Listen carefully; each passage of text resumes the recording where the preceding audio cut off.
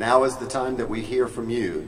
So I'd like to ask one by one for our working groups to come down and please each give a 5-minute update on all the work that you've been doing. So who wants to go first? Jeremy Farrell, Transportation.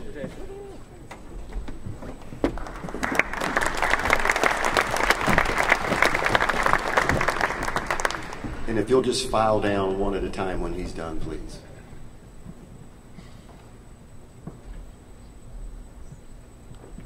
I thought I'd keep the theme here with a nice backdrop. So the transportation group, really dynamic group. We have fleet managers, transportation managers, really represented throughout the system, about 20 people in our group. And one of the things that we did after meeting the midterm in UNC Charlotte back in February was to say, let's split up between community mobility and fleet groups, because we're all under this transportation group, but we deal with different things. The fleet managers deal with fleet efficiencies and miles per gallon, how much fuel they buy, and the community planners and transportation managers deal with things like number of bike racks and bus systems and modal shifts. That means you drive somewhere and then you walk somewhere else, and you might take a bus to go to a meeting. So these are two different things. So we ended up spending a little time in these two different groups. So the community mobility or community transportation, we talked about things that are happening on our campuses throughout the system, like bike sharing opportunities. If anybody's been to large cities in Europe or even places like San Francisco, or there's even universities that are participating. Duke University is participating in bike sharing by a company called Zagster. There's private companies that are leading the charge on this, where you don't own a bike, you just pick up a bike and you communicate with it through an app on your phone. And so you know where bikes are, and you can participate in that. You can track and monitor these things real time. There's another one called B-Cycle that they're using at UNC Charlotte. There's a program called Share the Ride NC, which is like a carpooling program. Okay? Zimride is something that students have been using a long time. Faculty and staff may not want to associate with that, but now there's Share the Ride NC. So there's places that we can all be better about carpooling. We talked about things like that are going on throughout our campuses. The fleet group talked about, hey, why don't we lease vehicles? We can save 20% on our costs by leasing vehicles. We talked about using telematics, more data, more information, real time to improve maintenance costs, reduce the size of the fleet. Some vehicles may only get 1,000 or 2,000 miles in a whole entire year. Do we really need that? If we have better real-time monitoring, we can make those decisions. We talked about transitioning to electric vehicles. Electric vehicles in combination with solar. We went and saw the Brightfields charging station, which is a new installation by Legends parking lot. We walked down there and looked at it, and it is a great example of photovoltaics and car charging underneath it. So we really make the connection that we can charge our cars with PV on them, or being plugged into a charging station with photovoltaics on the facility. Electric vehicles also reduce maintenance. There's no oil to change. There's no filters to change. The fleet group talked about using smaller service vehicles. Do we need large diesel trucks for all of our physical plant needs? Maybe some of them. Do we need them for all? Can we switch to small vans, or like they do at Warren Wilson, can they go to electric golf carts for a lot of their service vehicles? Yeah. And we talked about issues and opportunities. We identified a disconnect. It's very real between our working group and the Department of Administration and Motor Fleet Management. Okay, and we said, well, let's invite them to the next meeting. Let's get somebody here. Let's get a representative here to hear these issues and look at these opportunities. A lot of these programs need fundraising. UNC Charlotte has got a really a great program for bike sharing that's using some private sponsors. We're looking at encouraging the modal split. That means you take a bus or walk and bike by rewarding people. How can we reward people to do that, And so, things like leading by example, like putting in charging stations, looking at other models. Arizona State, the other ASU, is working with Rocky Mountain Institute, and they have a very aggressive climate neutrality goal by 2030. Transportation is a big part of that. So what are they doing? Oberlin College, 2025, they're to be climate neutral. You know, let's look at these other models. We're looking at research in advanced transportation, things like solar vehicles, and there is an NC Smart Fleet program that is really important, managed by Ann Towsell's group at Clean Energy Technology Center, that can provide some leadership that the petroleum displacement plan used to provide. So we're looking at really where's leadership going to come from, and I think we're on a good track. So we're going to have a good session this afternoon. We have someone from CST Fleet Services that's going to be speaking to our group, and I think we're making progress. So thanks.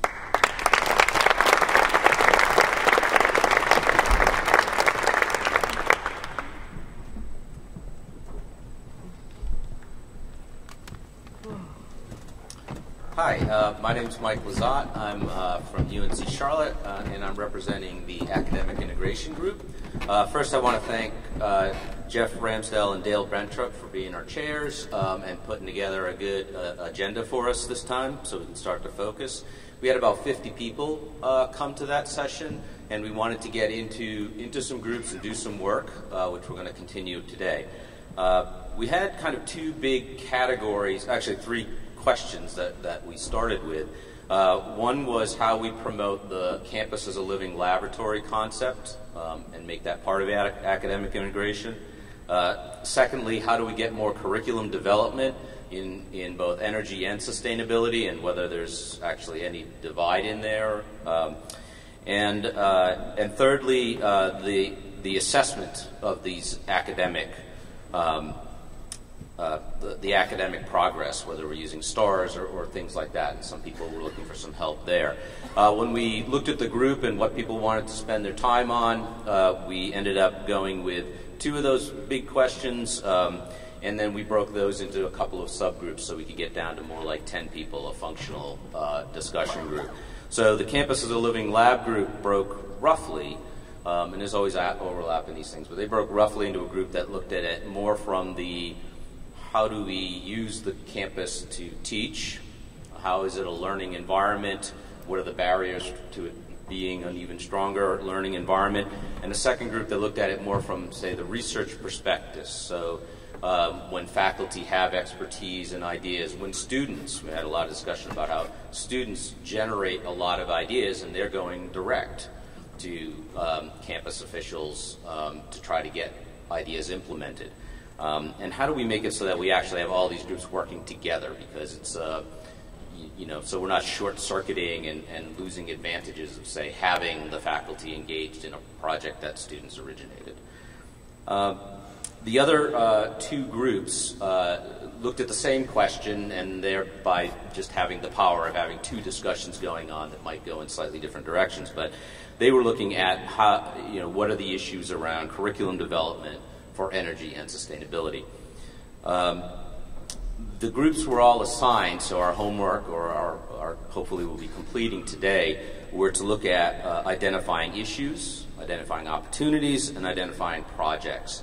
And from what, I'll just sort of summarize what we had as our readouts at the end of yesterday, is that we had lots of issues and opportunities being defined. We're probably in really good shape with that. And as I told my little subgroup, it's great that we have the project piece to discuss, because that's kind of the vision part. I wanted everybody to just go home, have dreams, sleep, and so on. Don't think about the issues. Those are nightmares.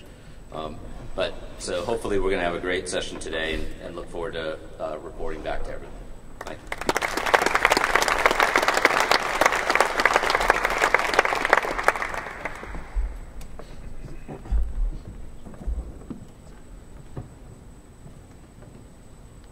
Good morning. I'm Jack Colby with the Finance and Regulatory and Generations Group, and along with my co-chair, Miriam Tripp, we would like to just give you an update on some of the things that are happening within our group. We really break it out by 4 ongoing issues, plus 2 new initiatives that were generated yesterday. So our first ongoing issue is really our legislative agenda, trying to come up with 2 particular proposals. One which would establish a revolving fund from which to fund smaller energy projects, probably below $500,000. And the second is a retained savings proposal to allow us to be able to utilize the savings coming out of projects to be able to debt fund projects that we'd like to put on our agendas. Second group that we have working is in the renewables area to be able to begin to tear down some of the brick walls that we got in front of us, be able to do renewable projects, power purchase agreements, other property issues that are going on, and a real effort to be able to pave the way if we're able to do third-party financing of renewables projects on our campuses. The third group is working on greenhouse gas inventory and climate action plans to be able to help bootstrap our remaining campuses that do not already have plans in place, and to be able to respond to the policy issue that we have coming from UNC General Administration. And fourth, a group that just formed this past February is promoting renovations through energy savings. So if we are able to jointly do energy projects on top of these and maybe push some projects over the top of being able to be funded because of an energy component, that would be a good thing in terms of our advancement of reinvestment in facilities. Our two new initiatives that just got underway yesterday, one is a discussion about institutional cost allocation for utilities, and how can we use either the stick or the carrot to get people to realize that there is a cost of energy, and although they may not pay the bill on their campus, that they do have a stake in that. And we think that there's great opportunities and lots of models out there at other schools that we may be able to look at and make available to our institutions. And last, new project of discussion about automation systems and building automation, campus automation across our campuses, and really how can we provide best practices back to our campuses to be able to really encourage that investment in technology and automation that's going to make the difference. Understand we have a lot in common with the group that Tony Schallert is heading in the energy managers, and so we're going to want to share those ideas with them. So we look forward to a very invigorating afternoon and continuation of the work in preparation for the February meeting. Thank you.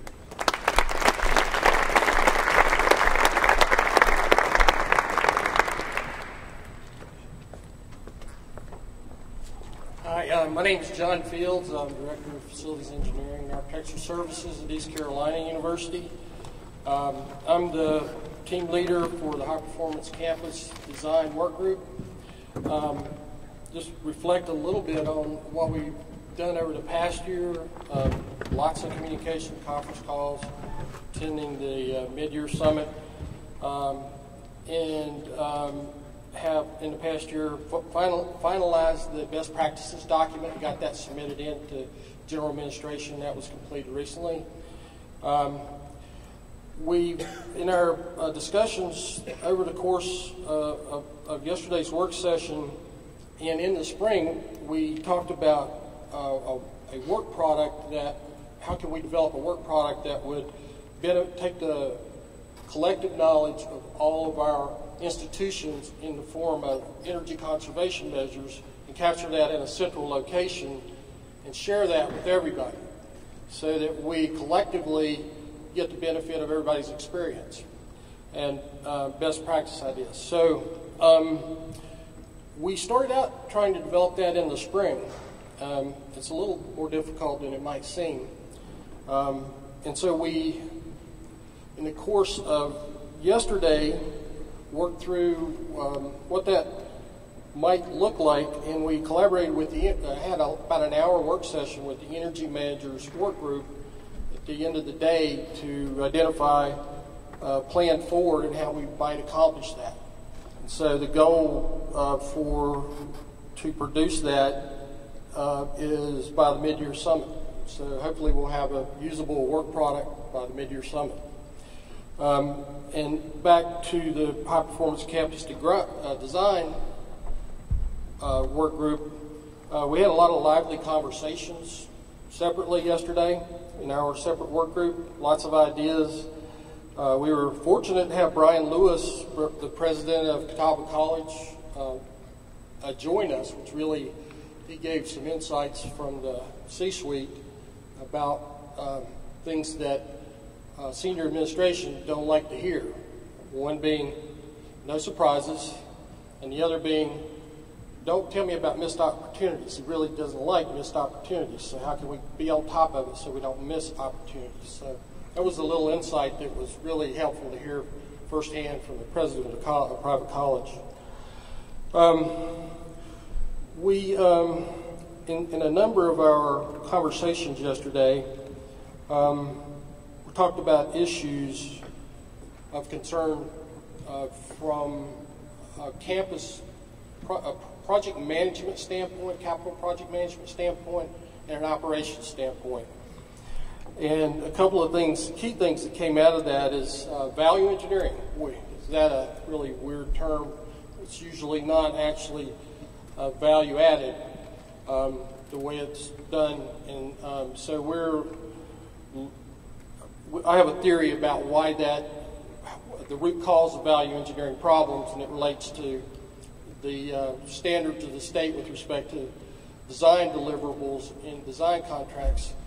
And at least my theory is if you push more detail into the early design process, more into schematics, maybe they're 30% DD, and maybe the DD package has got a requirement of maybe 25% CDs in it, so that there's enough detail there for estimating the project accurately. Then you'll get budgets established early, more accurately, and so VE starts to creep in when your very core program needs for your project are what you're going for. That's all you can afford. You don't run into that at the end because your budget's used up. And what we have is scope added during construction documents in design. So anyway, we talked some about that, but that's my theory, and we're going to talk about that more today. We talked about the importance of design standards, and we're going to talk this afternoon a little bit about Cameron Smith's going to share what NC State has done in updating their design standards. It's something that would help us all, because most of the people that generate design standards already have full-time jobs. So doing that is, it doesn't always get first priority, but it's critically important. So let's get it right on the front end. But anyway, we're going to talk some about that. We talked about things like standard control systems, and you get low budget or low bid control schemes sometimes, and that was a concern across numerous people in the work group. We're this afternoon going to take a lot of the ideas that we generated, develop that into a workable plan, and with hopefully a goal of producing a work product, finished product by this time next year.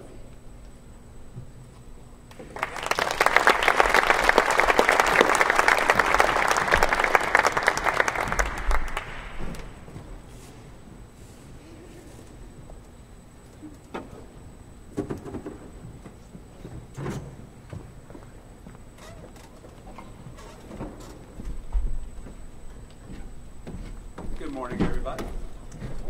My name is Lee Ball, and I'm from Upstate, and I represent the community college group. And this year we decided to invite community colleges to attend the summit in an effort to encourage some cross-pollination. Many have come in the past, but we wanted to formalize this group and have similar discussions in an effort to get them to understand a lot of the barriers that we face, and understand that we realize that they're facing a lot of the same barriers that we are, but they also have a lot of the same successes, and they shared a lot of their stories. We had 4 brilliant speakers share their stories with us and resources with us. And I'd like to thank Dr. Carol Spalding from Rowan Cabarrus Community College. I'm not sure, are you still here, Carol? Her leadership in this group was phenomenal. And if any of you in the room encounter any of our representatives from the community college system, please make them feel welcome and take the time to speak with them, because they're dealing with a lot of the same issues that you are on their campuses. Many of them are very larger than our campuses, like Wake Tech, for example. And we're in a similar but also different situations. Their funding models are different than ours, but it was a great opportunity for us to get together and try to influence the colleges in a similar way that we have here through the Energy Summit. So thank you very much.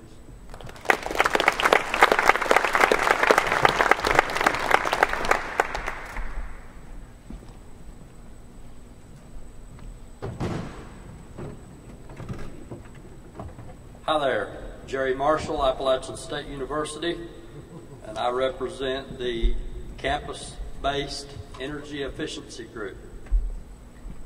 How's everybody today? I tell all of our visitors that when you come to the mountains, you will meet so many different kinds of people and be treated so many different ways that you're bound to like some of them and want to come back. So hopefully a lot of you will come back next year. We have 3 subgroups in our group. First subgroup is organizational effectiveness, and they are looking at what are the tools that make a successful energy manager, and how can we make those tools accessible to all of our energy managers across the state. And that is a slow, painful process. We're going to use the listserv that was created by one of our other groups to find out what those tools are by talking to the people on that listserv, the other energy managers and other energy-related folks. And then we're going to develop a presentation of those successful tools to show where those tools are located in the state. And what do I mean by tools? For example, who does the energy manager report to? Who reports to him? How does he interrelate with other folks on the campus to make energy management successful? What tools might he have available to him at the state energy office or in Raleigh or whatever? What are the tools? What makes some energy managers successful? Then the other group is our technical expertise group. That group has had a success in developing what we call a super tech. We've talked a lot about high performance buildings. The thing about, I like to call them smart buildings. Everybody can understand what a smart building is. When you walk into your building, does it know you're there? Does it turn the lights on? Does it turn the thermostat up or down? You say, well, I've never heard of such. Then you're in a dumb building. A smart building is a building that knows you're there, knows where you are, and adjusts itself accordingly. Okay? It's computerized, the entire building. Those buildings are very difficult to maintain, and they take a lot of highly skilled technical expertise to maintain. And that skill set, what is that skill set that makes a person a super tech? Somebody can come into one of these smart buildings and diagnose problems and repair them. We complain as energy managers that we don't have enough of those kinds of people available. We don't have people with those skill sets. But we're in the education industry. So we wanted to help promote the development of a curriculum that would train a super tech. And Wake Tech has taken that on and is now developing that curriculum with intention to post it on the Common Curriculum website. hopefully it will be picked up by other community colleges around the state. So that goal we feel like is completed. It's now on the education side of the house, and we feel like we'll move on.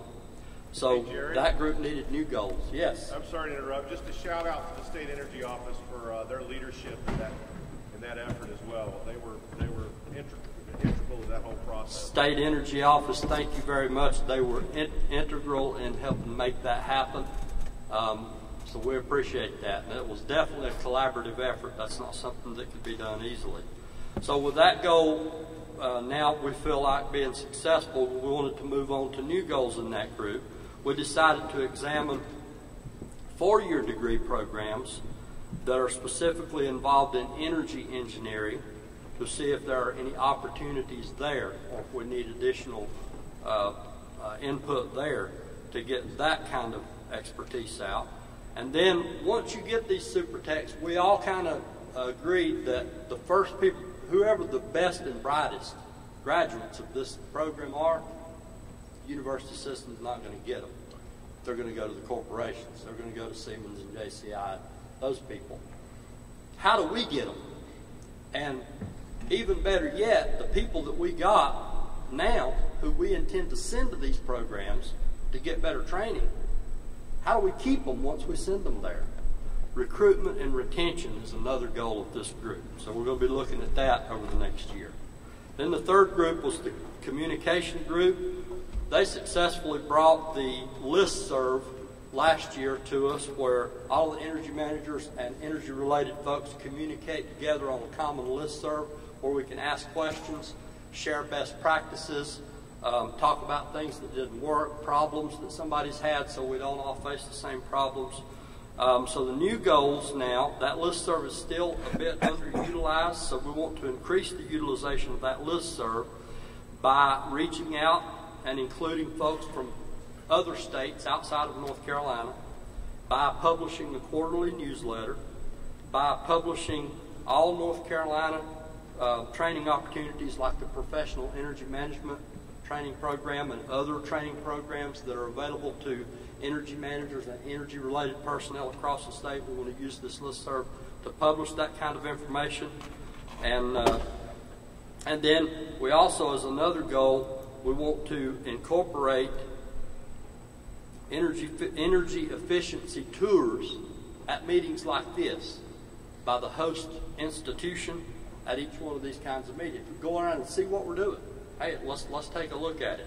And then I want to also give a shout out to the High Performance Building Group for coming and talking with us. We met together, as was already reported, for about an hour to develop an ECM, that's Energy Conservation Measures, an ECM list that could be used, because we're all doing this. We're all developing energy conservation measures every day. That's what the energy managers do to determine how to save energy.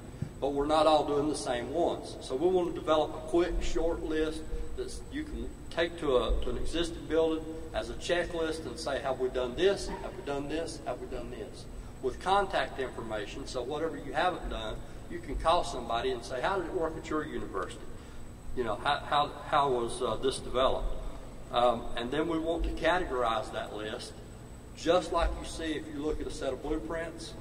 You would see structural, plumbing, electrical, HVAC. We want to categorize those ECMs. So if you're looking at structural, you would want weatherization. You would want energy efficient windows. You would want south facing. You would, a lot of these kinds of things. If you're looking at electrical, you would look at lighting. If you're looking at plumbing, you would want water-saving shower heads and water-saving aerators. So we categorize it the same way that designers categorize things in blueprints, so that this could be used as a kind of a design guideline for our designers. And so that's kind of what we did this morning. Thank you.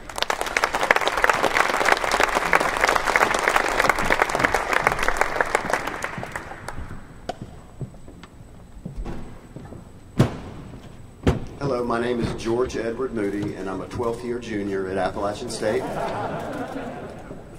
And I'm here to speak for the student group, which I had the opportunity to be a part of. It was good.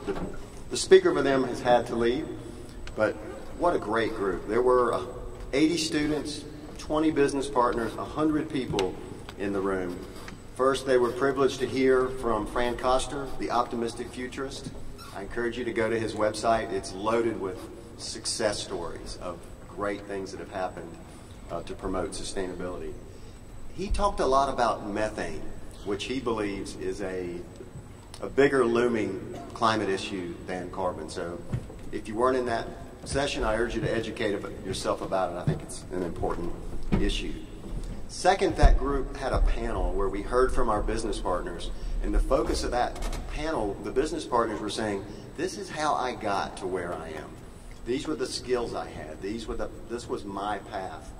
And so the students learned a lot about, from these leaders, how they got to where they are and got some fantastic career advice. I was taking notes in the back myself. It was followed by representatives from our college career development center, and they were giving them tips on how do you find a job, how do you do networking. They were even going over what is a proper handshake, because they were going to need it. The second hour of the student summit was a networking session where we moved next door and we had a meet and greet where the business partners had a chance to interact with these students. And I'm going to assure you, Jack Terrell found the 80 best and brightest students. And we are so honored to have you guys with us. The other thing that I want to say about the Student Summit that we've done this year is each one of these students' resumes is on our website. If you're looking for that next energy manager, rising star, or whatever it is you need, they're in this audience. So take the time, go to our website, get to know who's out there, and maybe you'll find your next star. But the Student Summit was a great success, and our thanks to the 80 students and to our own Jack Terrell, who did a great job of putting it together.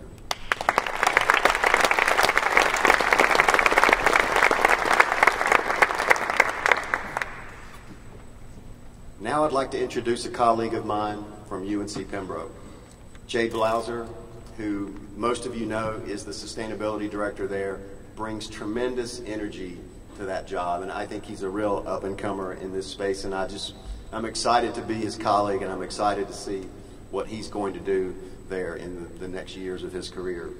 But he's here to tell you how you're going to make your February vacation plans.